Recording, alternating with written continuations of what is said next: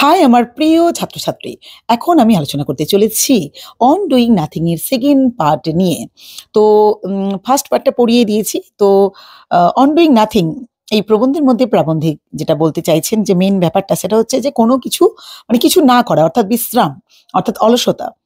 তিনি এখানে মূলত মানে প্রাবন্ধিক তিনি এখানে মূলত বলতে চেয়েছেন, তা হলো তিনি কাজের মানে থেকেও মানে বিশ্রামকে, অর্থাৎ কিছু না করাকে বেশি গুরুত্বপূর্ণ বলে মনে করেন, এবং তার বক্তব্যের সমর্থনে তিনি অনেক যুক্তি দিয়েছেন। তো সেই তিনি এবং এখানে তার বন্ধু দুজনে মিলে ইয়র্কশায়ারের সবুজ ঘাসের উপরে চিত হয়ে শুয়ে থাকতেন। তো এবং কিছু যে যুক্তিগুলো দিয়েছেন সেগুলোই আমরা পড়ছি। আর যারা যারা তার মতে বিরোধী সেটাও একটু এখানে তুলে ধরেছেন।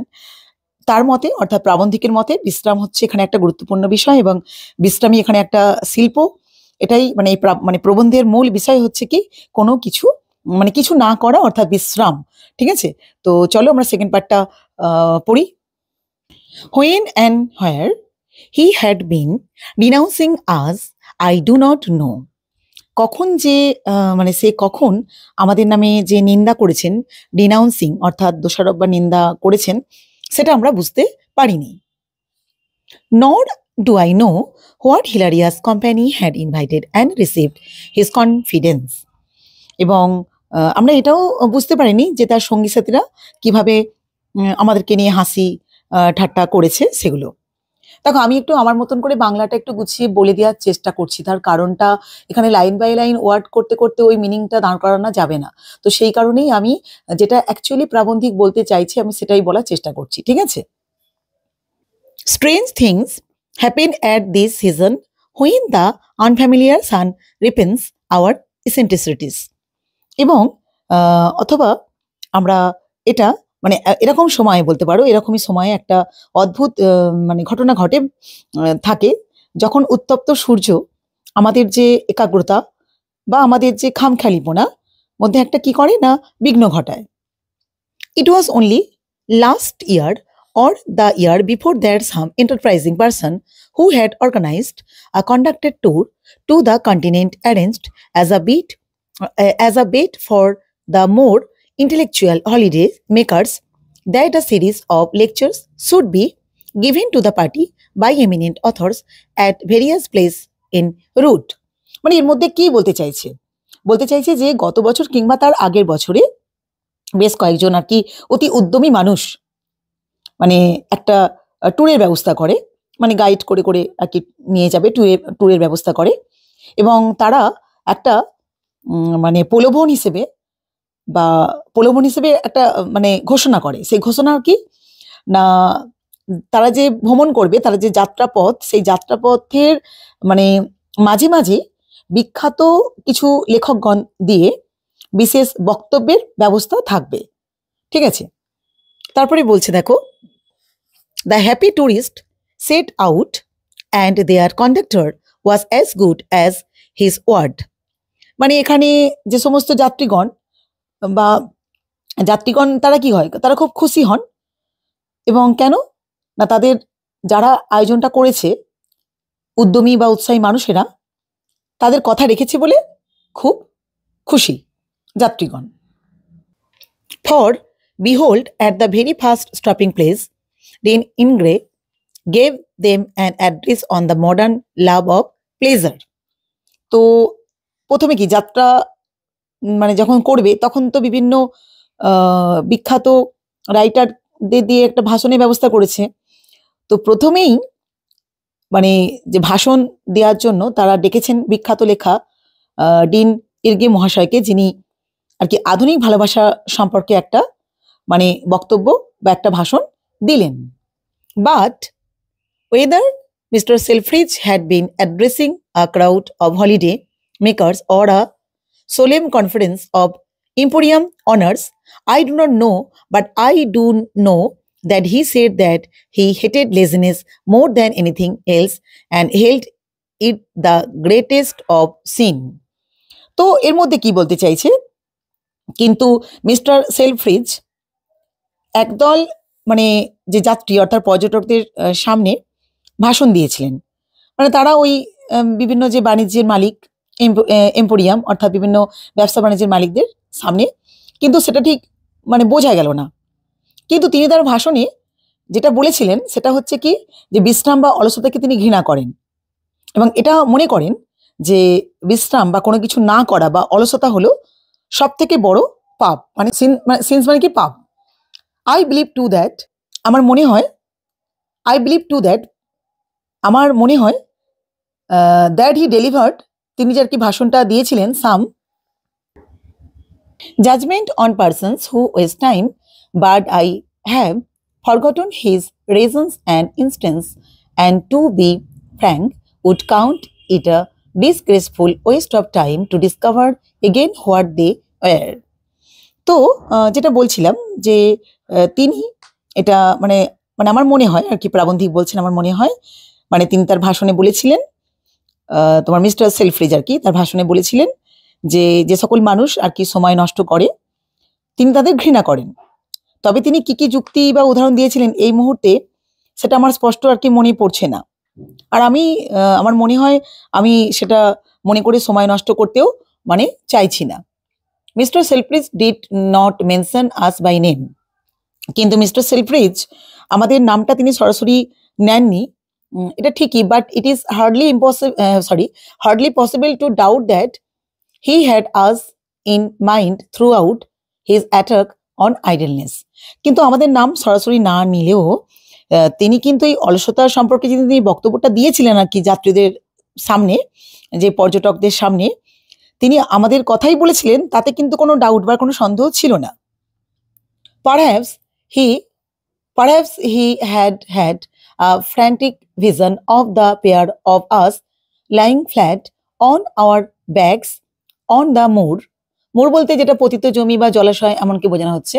Wasting time royally while the world's work waited to be done and incidentally to be afterwards bought and sold in Mr. Selfridge's store. অর্থাৎ তিনি সম্ভবত মানে আমাদের দুজন অর্থাৎ আমি এবং আমার বন্ধু যে দুজনের যে মানে জলাভূমি বা পতিত যে জমি বা ঘাসের ওপরে শুয়ে থাকার যে দৃশ্যটা, অর্থাৎ আমরা যে অলস হয়ে যে শুয়েছিলাম কিছু না করে, আমরা যে অলস হয়ে শুয়েছিলাম, সেই শুয়ে থাকার দৃশ্যটা কল্পনা করে তিনি একটু মানে অবাক হয়েছিলেন এবং মনে মনে তিনি এটা ভেবেছিলেন যে পৃথিবীতে মানে কত কাজও এখনো বাকি রয়েছে, মানে পৃথিবীতে এমন অনেক কাজ বাকি রয়েছে, কিন্তু আমরা এইভাবে অলসভাবে কিছু না করে আর কি শুয়ে আমরা সময় কাটাচ্ছি।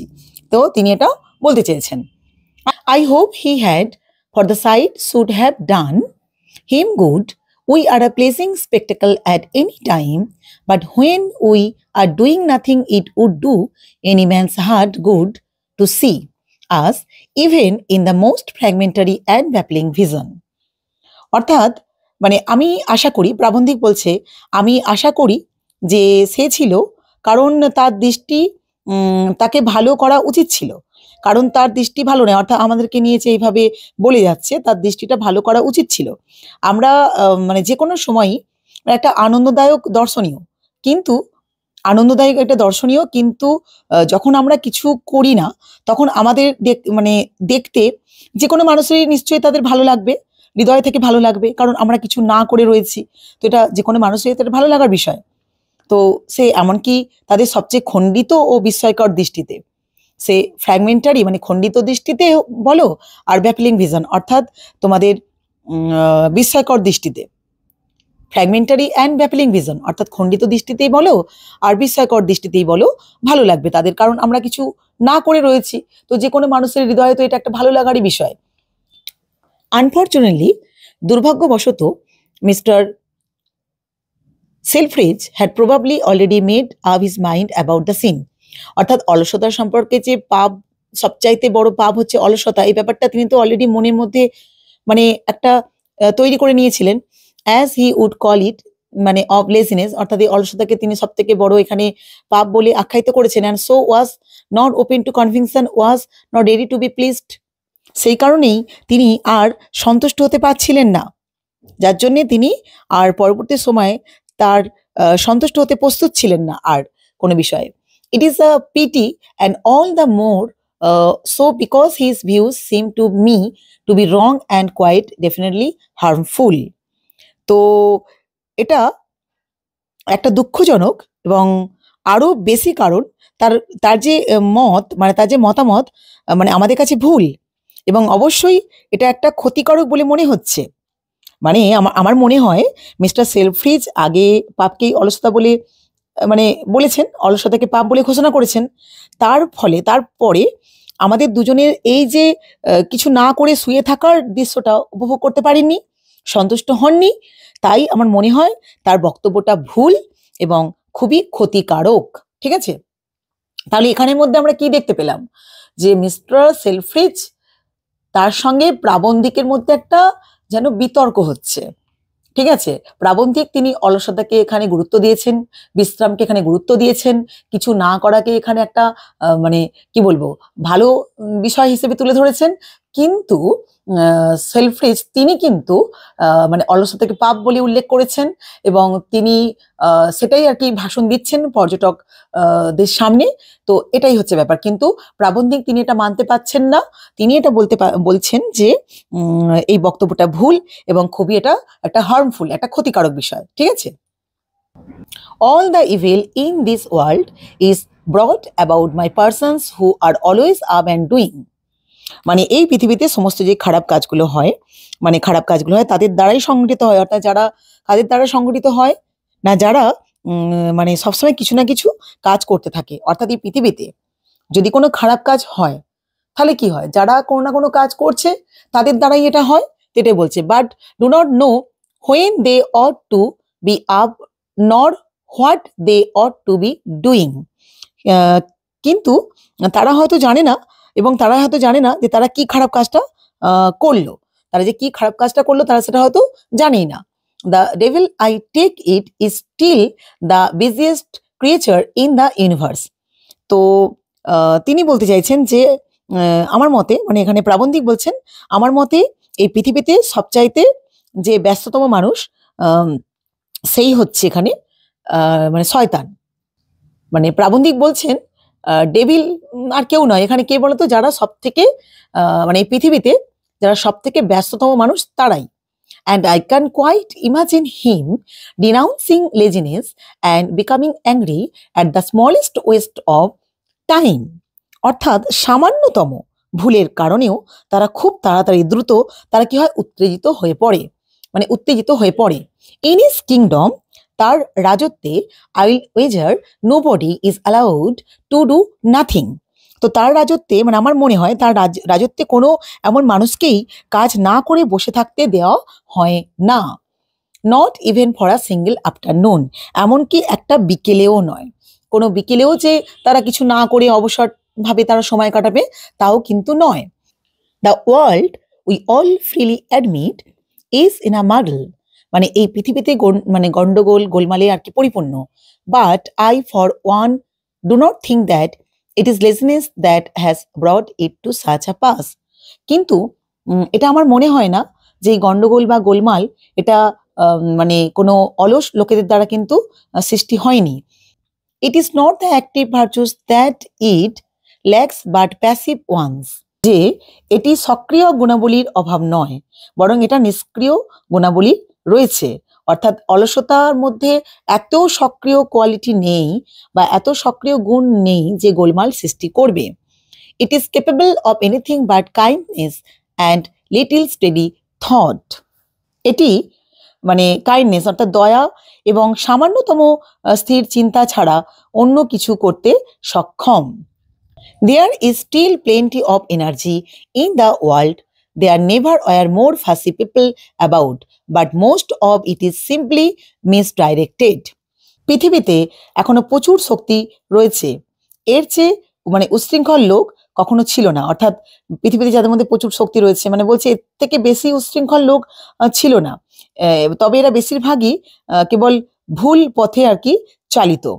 মানে কি বলতে চাইছে এর মধ্যে দিয়ে, যে পৃথিবীতে প্রচুর এনার্জি রয়েছে কিন্তু বেশিরভাগ এনার্জি সেটা ভুল পথে চালিত হয়।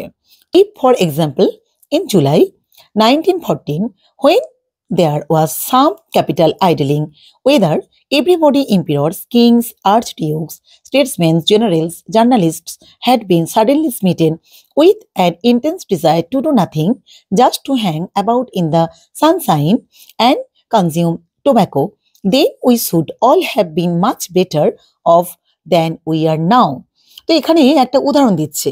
উদাহরণের মধ্যে বলতে চাইছে 1914 সালে জুলাই মাসে যদি এই বিশ্বের মানে এই পৃথিবীর সমস্ত বড় বড় যে নেতারা, সম্রাটরা, রাজা, আর্চডিউক, রাজনীতিবিদ, সেনাপতিগণ, সাংবাদিক সবাই যদি মানে একসাথে হয়ে একটু মানে আরাম করে মানে ধূমপান বা এমন কিছু করত, তাহলে হয়তো আমরা হয়তো পৃথিবীর এত খারাপ অবস্থা হয়তো দেখতাম না।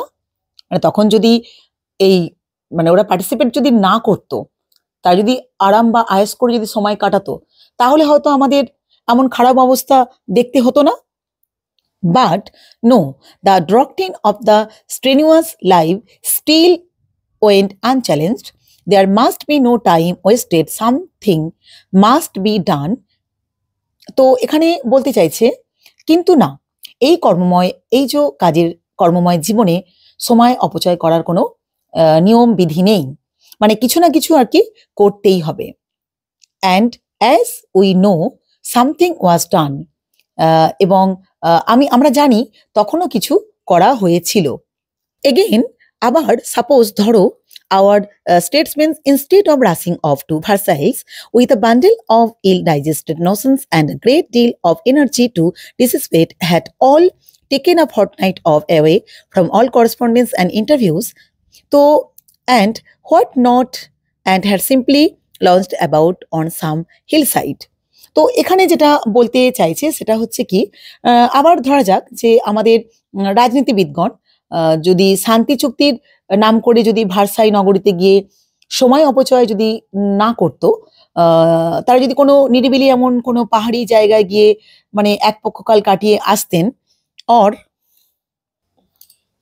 others apparently doing nothing for the first time in their energetic lives, then they might have gone to their so-called peace conference and come away again with their reputation still unsoiled and the affairs of the world in good trim. তাহলে কি হতো না, তাহলে যদি এমন নিরিবিলি কোনো জায়গায় তারা মানে এক পক্ষকাল কাটিয়ে আসতেন, তবে হয়তো পৃথিবীতে অধিক শান্তি বিরাজ করত। অর্থাৎ এখানে কি বলতে চাইছে যে আমাদের ধরো রাজনীতিগণ যদি শান্তি চুক্তি অর্থাৎ এই ভার্সাই নগরীতে প্রথম বিশ্বযুদ্ধের পর ধর জার্মানি তার মিত্র শক্তির মধ্যে একটা যুদ্ধকে অবসান ঘটানোর জন্য ভার্সাই চুক্তি হয়েছিল। তো সেই চুক্তিটা যদি ভার্সাইতে গিয়ে আর কি যে চুক্তি করেছিল, তারা যদি ওটা না করে যদি কোনো নিরিবিলি জায়গায় গিয়ে তারা যদি বেশ কিছু সময় কাটিয়ে আসতো, মানে তবে হয়তো পৃথিবীতে অধিক শান্তি বিরাজ করতো। মানে এটাই বলতে চাইছে, কারণ এই ভার্সাই যে সন্ধি হয়েছিল ধরো সেখানে 1919 খ্রিস্টাব্দে ধরো ভার্সাই সন্ধি হয়েছিল।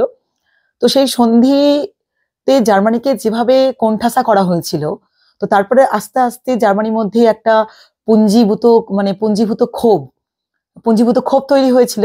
সেই দিনের পর দিন একটা রাগ জার্মানিকে এইভাবে একটা পঙ্গু করার একটা ব্যবস্থা করা হয়েছিল ভার্সাই সন্ধিতে। তো জার্মানি তো থেমে থাকেনি, সে দিনের পর দিন আস্তে আস্তে তার শক্তি সঞ্চয় করে করে তার রাগটা কিন্তু দ্বিতীয় বিশ্বযুদ্ধের মধ্যে বহিঃপ্রকাশ করে। তাহলে আর একটা অশান্তি তৈরি হয়েছিল। শান্তি তো অ্যাকচুয়ালি শান্তি হয় না, অশান্তির বাতাবরণও ভেতরে তৈরি করে দিয়েছিল। তো সেই জন্যই বলছি, যদি তারা ভার্সাই নগরীতে গিয়ে যদি শান্তি সন্ধি না করে তারা কোনো ফাঁকা কোনো নিরিবিলি জায়গায় গিয়ে যদি কিছুদিন কাটিয়ে আসতো, তাহলে হয়তো অধিক শান্তি বজায় থাকতো। তো এখানে সেমি একটা যুক্তি দেওয়া হচ্ছে যে কিছু না করা, বিশ্রাম বা অলসতাকে এখানে গুরুত্ব দিচ্ছেন প্রাবন্ধিক, এই হচ্ছে মেন। তো আমি আমার মতন করে একটু ভালো করে বোঝানোর চেষ্টা করছি, কারণ ওয়ার্ডগুলোকে ওইভাবে বললে বাংলাটা তোমাদের মধ্যে মানে অর্থটা আসবে না ঠিকঠাক করে। মানে বাংলায় যেহেতু তোমরা একটা মানে ব্যাপারটা মানে জানতে চাইছো, তো সেই কারণেই আমি এটা চেষ্টা করলাম। তো অবশ্যই কোনো ভুল ত্রুটি হলে আমি ক্ষমা প্রার্থী। তো লাস্ট যে পার্টটা নিয়ে অবশ্যই আসছে। আমি একসাথে অনেকটা ভিডিও করতে পারছি না, কারণ আমাকে অনেক কাজ এর মধ্যে থাকতে হয়, সেই জন্য একসাথে তোমাদের পুরো পার্টটা আমি দিতে পারছি না। তো অবশ্যই খুব তাড়াতাড়ি আজকালকের মধ্যে তোমাদের লাস্ট পার্টটা কমপ্লিট করে দেবো, আর একটা মানে বাকি রয়েছে সেটাও তোমাদের আমি সিলেবাসটা শেষ করে দেবো, ঠিক আছে? এরপরে যদি মনে হয় কোশ্চেন অ্যান্সার যদি নিয়ে আলোচনা করি, অবশ্যই করবো যদি সময় হয়। তো সবাই খুব ভালো থেকো, টাটা।